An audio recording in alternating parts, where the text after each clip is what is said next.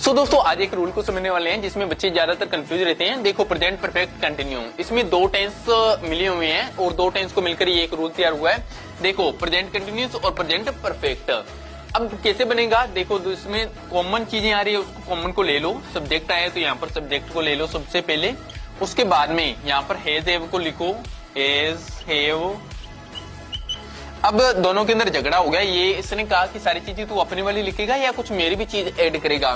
तो ये इसने बोला कि चल तू तेरी वाली कुछ ऐड कर ले। तो इसको दोस्तों जो इजारे में ये बी की फर्स्ट फॉर्म है, पहले आप ये ध्यान रखो कि बी की फर्स्ट फॉर्म होती है इजारेम।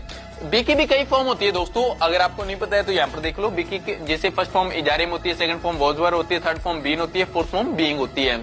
तो ये कहता भाई चलो कोई बात नहीं, तो जो बी की फर्स्ट फॉर्म है तो बी वाली यहाँ पर लगा देते हैं, लेकिन ये कहता कि साथ में आपको तेरे को थर्ड फॉर्म लगानी पड़ेगी, मेरी बी की लगा ले भलाई। तो थर्ड फॉर्म यहाँ पर लगी बीन, बीन। अब हिस्सेदारी इसकी भी आ गई, बी की भी आ गई और इसकी भी आ गई। थर्ड फॉर्म इसकी लग गई लेकिन बी की फॉर्म ऊपर वाले की लग गई।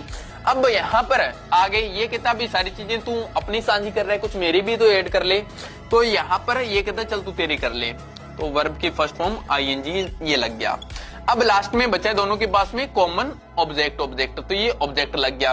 अब यहाँ पर एक विवाद और था, ये कहता है सारी चीजें अपनी दोनों की ऐड कर ली, लोग तो हमें पागल समझेंगे, तो कुछ नई चीज भी ऐड करनी पड़ेगी जिससे सरकारें ऐड करती है। तो यहाँ पर ये कहता अपने टाइम को ऐड कर लेते हैं, तो ये आपका टाइम ऐड हो गया यहाँ पर, जिसमें सिंस और फोर आ जाता है। तो ये एक नया रूल बनकर आपका तैयार हो गया, जिसको कह दिया प्रेजेंट परफेक्ट कंटिन्यूअस। अगर आपका पास्ट है या फ्यूचर है तो उसमें उसके अकॉर्डिंग लग जाएगा। तो इस तरह से एक नया रूल तैयार हो गया। आई होप आपको समझ में आया होगा।